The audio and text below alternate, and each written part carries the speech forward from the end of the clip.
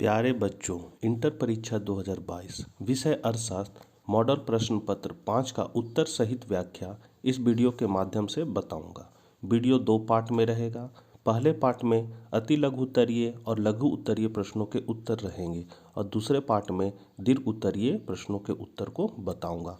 Notes देखने के लिए आप मेरे साइट गूगल में जाकर आप www.drgp82.blogsspot.com लिख कर सर्च कीजिएगा तो वहाँ आपको नोट्स भी मिल जाएगा। वीडियो शुरू करने से पहले आपसे निवेदन है कि अपने चैनल इकोनॉमिक्स प्लस पर यदि आप नए हैं तो चैनल को जरूर सब्सक्राइब कर लें और घंटी के आइकन को दबाकर ऑल नोटिफिकेशन ऑन कर लें। वीडियो को ज़्यादा से ज़्यादा ज़रूरतमंदों को जरूर शेयर करें ताकि वो भी इसका लाभ उठा सके। तो चलिए आज हम लोग कुछ नया सीखते हैं। अर्थशास्त्र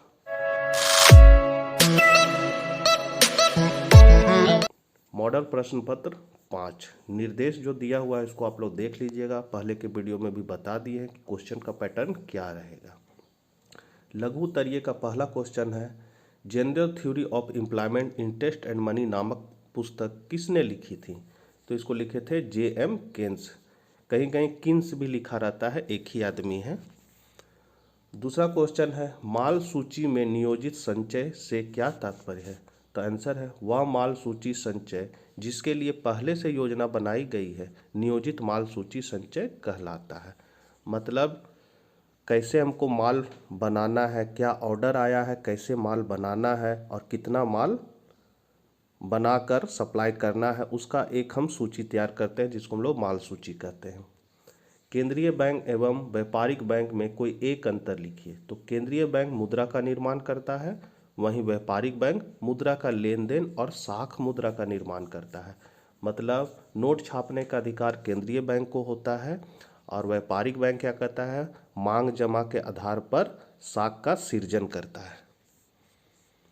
अगला क्वेश्चन है, कर की परिभाषा दीजिए। प्रोफेसर डाल्टन के अनुसार कर किसी सरकार द्वारा लगाया जाने वाला वह अंशदान है जिसका करदाता को बदले में प्राप्त होने वाली सेवाओं की मात्राओं से कोई संबंध नहीं होता। यदि सरकारी लाभ आप ले रहे हैं चाहे ना ले रहे हो, आपके पर जो सरकार टैक्स लगाएगा, कर लगाएगा, उसको आपको चुकाना होगा। प्रत्यक्ष रूप से चुकाइए या अप्रत्यक्ष रूप से। अगला क्वेश्चन है, उपभोक्ता वस्तुओं से आप क्या समझते हैं? तो उपभोक्ता उस व्यक्ति को कहते हैं जो विभिन्न वस्तुओं और सेवाओं का या तो उपभोग करता है अथवा उनको उपभोग में लाता है। वस्तुओं में उपभोक्ता वस्तुएं जैसे गेहूं, आटा, नमक, चीनी, फल आदि एवं अस्थायी वस्तु जैसे टेलीविज़न, रेफ्रिजरेटर, मिक्सर, साइकिल आदि सम्मिलित हैं। मतलब एक उपभोक्ता द्वारा जो भी वस्तुओं का उपभोग किया जाता है, समान वस्तु हो, वो उपभोक्ता वस्तु कहलाती है। अगला क्वेश्चन है, निवेश गुणक की धारणा किसने दी? तो केन्स ने अपने प्रसिद्ध पुस्तक the general theory of employment interest and money 1936 में निवेश गुणक का प्रतिपादन किया था। सबसे पहले R.F. काहन ने इसका प्रतिपादन किया था, उसके बाद J.M. केन्स ने निवेश गुणक का प्रतिपादन किया। गुणक क्या है? तो विनियोग में प्रारंभिक वृद्धि के फलस्वरूप कुल आय की अंतिम वृद्धि है। गुणक का फॉर्मूला होता है डेल्टा वाई बराबर के डेल्टा आई, जिसमें से के बराबर हो जाएगा आपका डेल्टा वाई बटा डेल्टा आई। इसमें के जो है वो निवेश गुणक है। अगला क्वेश्चन है, अवमूल्यन क्या है? तो अवमूल्यन अन्य मुद्राओं के संबंध में एक मुद्रा के मूल्य में कमी है या किसी अन्य मुद्राओं के समूह या मानक के सापेक्ष किसी देश की मुद्रा के मूल्य का जानबूझकर नीचे की ओर समायोजन करना है। मतलब अपने ही देश की मुद्रा का वैल्यू को अगर हम लोग कम कर देते हैं तो वो अवमूल्यन कहलाता है। अगला क्वेश्चन है, लघु उत्तरीय का किसी देश की अर्थव्यवस्था में सरकार की भूमिका का उल्लेख कीजिए। तो किसी देश की अर्थव्यवस्था में सरकार की भूमिका निम्नलिखित है। सरकार क्या करता है? तो यहाँ पर हम लोग एक होता है आपका फर्म, यहाँ होता है आपका परिवार। और यहाँ पर है आपका सरकार। सरकार फर्म पर टैक्स लगाती है, इससे सामान खरीदती है और इसको अनुदान भी देती है। सरकार परिवार को हस्तांतरण आय भुगतान करती है, इससे भी सामान खरीदती है और ये इसको संसाधन देता है और ये संसाधन का इसको भुगतान करता है। ये 3 क्षेत्रीय अर्थव्यवस्था के रूप में है। तो इसी में सरकार का भूमिका क्या होता है, तो सरकार परिवार क्षेत्र पर कर लगाती है, इसके फलस्वरूप मुद्रा का प्रवाह परिवार क्षेत्र से सरकारी क्षेत्र की ओर होता है। दूसरा है सरकार उत्पादक क्षेत्र पर कर लगाती है, इसके फलस्वरूप मुद्रा का प्रवाह उत्पादक क्षेत्र से सरकारी क्षेत्र की ओर होता है। तीसरा है सरकार उत्पादकों को आर्थिक सहायता देती है, इसके फलस्वरूप मुद्रा का प्रवाह सरकारी क्षेत्र से उत्पादक क्षेत्र की ओर होता है। फिर सरकार घरेलू क्षेत्र को आर्थिक सहायता देती है, जैसे पेंशन या छात्रवृत्ति, इसके फलस्वरूप मौद्रिक प्रवाह सरकारी क्षेत्र से परिवार क्षेत्र की ओर होता है। सरकार बचत करती है, जिसके फलस्वरूप मुद्रा का प्रवाह सरकारी क्षेत्र से मुद्रा बाजार की ओर होता है। फिर सरकार मुद्रा उधार लेती है, जिसके फलस्वरूप मुद्रा का प्रवाह मुद्रा बाजार से सरकारी क्षेत्र की ओर होता है। 7वां है सरकार वस्तुएं और सेवाएं खरीदती है, जिसके फलस्वरूप मुद्रा का प्रवाह सरकारी क्षेत्र से उत्पादक क्षेत्र की ओर होता है। जैसा कि हम लोग चित्र में देख पा रहे हैं, यहाँ है आपका फर्म, ये है आपका फर्म, ये है आपका परिवार, ये है सरकारी क्षेत्र। सरकारी क्षेत्र क्या करती है, अनुदान देती है। तीर का निशान जिधर होगा इसका मतलब जानिएगा कि आय का प्रवाह उसकी ओर होगा। तो अनुदान देती है तो आय का प्रवाह फर्म की ओर होगा, मतलब सरकारी क्षेत्र से फर्म के क्षेत्र की ओर। फिर सरकार फर्म पर कर और लगान लेती है तो आय का प्रवाह सरकारी क्षेत्र की ओर का। सरकारी क्षेत्र फर्म से सामान खरीदती है तो खरीदारी करती है तो इसको पैसा भुगतान करेगी, इसलिए तीर इधर है, आय का प्रवाह फर्म की ओर होगा। फिर यहाँ परिवार को हम लोग देखते हैं, परिवार को सरकार क्या करती है, हस्तांतरण भुगतान करती है। वृद्धा पेंशन हो गया, हस्तांतरण आय हो गया, इस रूप में जो बिना काम किए हुए जो आपको पैसा मिलता है सरकारी योजनाओं के माध्यम से, वो हस्तांतरण भुगतान कहलाता है। तो आय का प्रवाह परिवार क्षेत्र की ओर होगा। सरकार टैक्स लगाती है, लगान के रूप में भी आय इससे लेती है, तो सरकारी क्षेत्र की ओर प्रवाह हुआ। फिर सेवाओं के लिए भुगतान करती है, मतलब परिवार क्षेत्र का आदमी अगर सरकारी क्षेत्र में काम करता है तो उसके बदले उसको भुगतान जो प्राप्त होता है तो वो सेवाओं का भुगतान करती है, तो परिवार क्षेत्र की आय का प्रवाह हुआ। सरकार इस दोनों के बीच में से कुछ पैसा बचाकर वित्तीय प्रक्रिया में लगाती है और ज़रूरत पड़ने पर यहाँ से ऋण भी लेती है। वित्तीय प्रक्रिया में IBRD मतलब विश्व बैंक, अंतर्राष्ट्रीय मुद्रा कोष, इन जैसी संस्थाओं में मुद्रा को रखती है, ज़रूरत पड़ने पर वहाँ से ऋण भी लेती है। तो इस तरह हम लोग देख सकते हैं 3 क्षेत्र के बीच आय का चक्रीय प्रवाह होता है और सरकार क्या करता है, दोनों के बीच बैलेंस बनाए रखता है। यही अर्थव्यवस्था में सरकार की भूमिका है। अगला क्वेश्चन है, समष्टि अर्थशास्त्र में आर्थिक एजेंट कौन होते हैं, वे व्यक्तिगत आर्थिक एजेंट से किस प्रकार भिन्न होते हैं। तो समष्टि अर्थशास्त्रीय नीतियों का अनुपालन राज्य स्वयं अथवा वैधानिक निकाय जैसे भारतीय रिजर्व बैंक, भारतीय प्रतिभूति और विनियमन बोर्ड और इसी प्रकार की संस्था, जिन्हें समष्टि अर्थशास्त्र में आर्थिक एजेंट कहा जाता है। मतलब रिजर्व बैंक, भारतीय प्रतिभूति और विनियमन बोर्ड के सदस्य, सरकार, ये सब आर्थिक एजेंट समष्टि अर्थशास्त्र में कहे जाते हैं, करते हैं, माने इसी प्रकार की संस्था करते हैं। विधि अथवा भारत के संविधान में जैसा कि परिभाषित की गई है कि ऐसे प्रत्येक निकाय को एक अथवा अधिक सार्वजनिक लक्ष्य का अनुपालन करना होगा। ये लक्ष्य उन व्यक्तिगत आर्थिक एजेंटों के लक्ष्य नहीं है जो निजी लाभ अथवा कल्याण को अधिकतम करना चाहते हैं। अतः समष्टि अर्थशास्त्र के एजेंट मूल रूप से व्यक्तिगत निर्माणकर्ताओं से अलग होते हैं।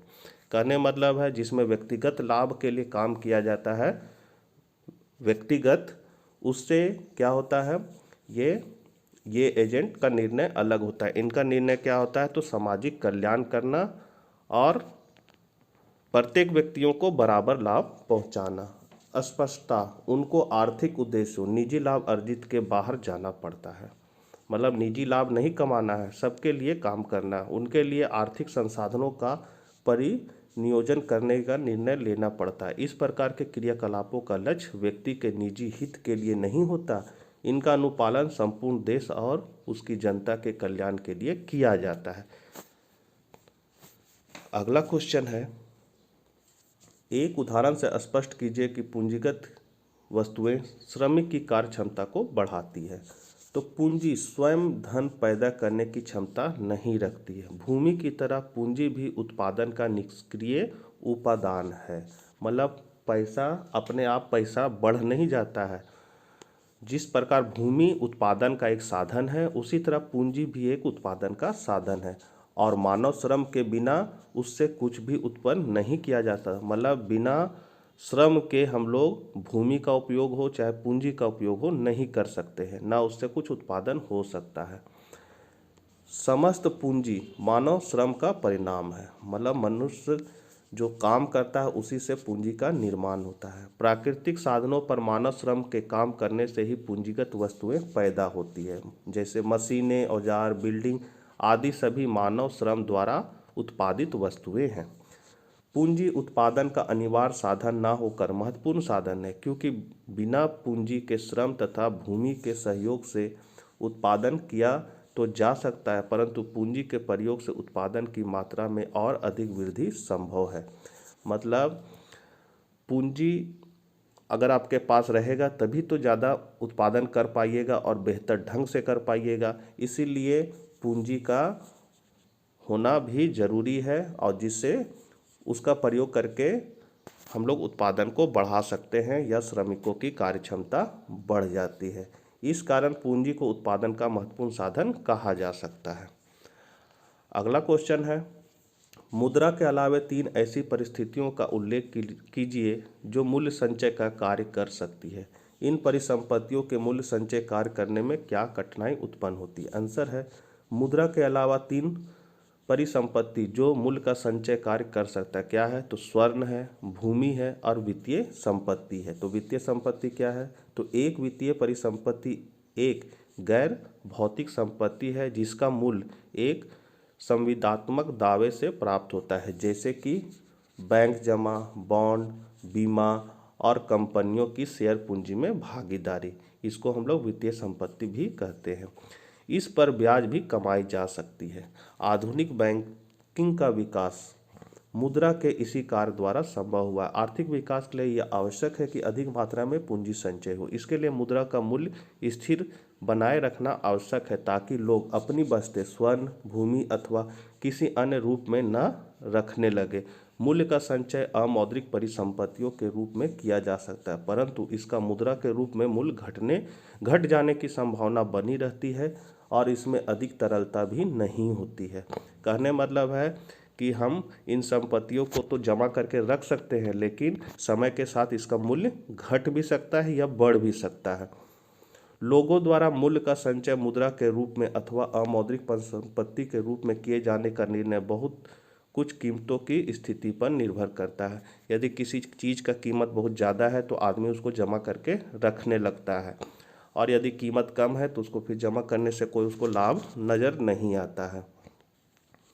मूल्य को संचय वस्तुओं के रूप में हो सकता है, परंतु मूल्य को वस्तुओं के रूप में संचित करने में निम्नलिखित कठिनाइयाँ। अब कठिनाइयाँ क्या क्या है अगर हम वस्तुओं के रूप में उसको संचित करेंगे? तो पहला है, मूल्य को वस्तुओं के रूप में संचित करने से अधिक स्थान की आवश्यकता पड़ती है। दूसरा है, वस्तुएं नाशवान होती है, मतलब नष्ट होने वाली।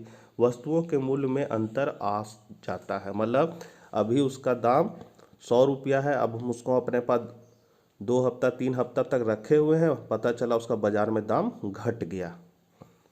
चौथा है, वस्तुओं को रखे हुए भी मूल्य ह्रास होता है। उदाहरण के लिए यदि एक व्यक्ति अपनी बेटी के विवाह के लिए मूल्य का संचय करना चाहता है तो वह क्या संचय करेगा? क्या वह बारातियों का भोजन बनवा कर रख देगा? क्या वह फर्नीचर खरीद कर रख देगा? यदि वैसा वो करता है तो भोजन समय के साथ खराब हो जाएगा और फर्नीचर में दीमक लग जाएगा। तो समझ गए होंगे, मुद्रा को अगर हम लोग संचय करके रखते हैं तो उसका जितना मुद्रा हम लोग रखे हैं उतना ही उस समय उसका मूल्य भी रहता है। जैसे 1 रुपया रखे तो 1 रुपया का मूल्य 1 रुपया के बराबर ही रहेगा, लेकिन अगर वस्तु के रूप में अगर हम कोई सामान को संचय करके रखते हैं तो उसके नष्ट होने की संभावना अधिक होती है। अगला क्वेश्चन है, एक देश का उपभोग फलन C बराबर 100 प्लस 0.8y है, इस उपभोग फलन की व्याख्या कीजिए। तो उपभोग फलन का तात्पर्य होता है उपभोग व्यय योग आय पर निर्भर करता है। उपभोग क्या करता है? आय पर निर्भर करता है, इसलिए इसका फॉर्मूला है C बराबर फंक्शन ऑफ y। मतलब अगर आपका आय है तभी आप उपभोग कर रहे हैं। उपरोक्त समीकरण में मतलब C बराबर 100 प्लस 0.8y बतलाता है कि स्वतंत्र उपभोग 100 है। स्वतंत्र उपभोग 100 मतलब यदि आपके पास, और यहाँ लिखा हुआ है, इसका अर्थ यह होता है कि जब व्यक्ति को आय शून्य होता है तब भी उसका उपभोग 100 है, जो उपभोक्ता पूर्व बचत से खर्च करता है। मतलब आपके पास पैसा नहीं है तो भी आपको उपभोग करना होगा, जिंदा रहने के लिए उपभोग तो करना ही होगा। तो वो C बराबर जो 100 है तो वो 100 के बराबर उपभोग करता है। इस समीकरण में दूसरा भाग 0.8 है जो सीमांत उपभोग प्रवृत्ति मतलब MPC को बतलाता है। इसका अर्थ यह होता है कि आय में परिवर्तन होने पर उपभोग में कितना परिवर्तन होगा। उदाहरण के लिए अगर किसी व्यक्ति की आय 500 रुपया है तो उसका 0.8 होने पर 80% अर्थात 400 रुपया उपभोग पर खर्च करेगा। अगला क्वेश्चन है, सार्वजनिक वस्तुओं की पूर्ति सरकार के द्वारा ही की जाती है, क्यों?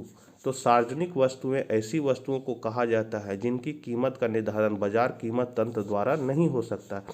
इनकी संतुलन कीमत व संतुलन मात्रा व्यक्तिगत उपभोक्ताओं और उत्पादकों के बीच सम व्यवहार से नहीं हो सकती। उदाहरण राष्ट्रीय आय प्रतिरक्षा माने राष्ट्रीय प्रतिरक्षा, सड़क, लोक प्रशासन आदि। सार्वजनिक वस्तुएं सरकार के द्वारा ही प्रदान की जानी चाहिए, क्योंकि पहला, सार्वजनिक वस्तुओं का लाभ किसी उपभोक्ता विशेष तक ही सीमित नहीं रहता बल्कि इसका लाभ सबको मिलता है। उदाहरण के लिए सार्वजनिक उद्यान अथवा वायु प्रदूषण को कम करने के उपाय किए जाते हैं तो इसका लाभ सभी को मिलता है, भले ही वे इसका भुगतान करें या ना करें।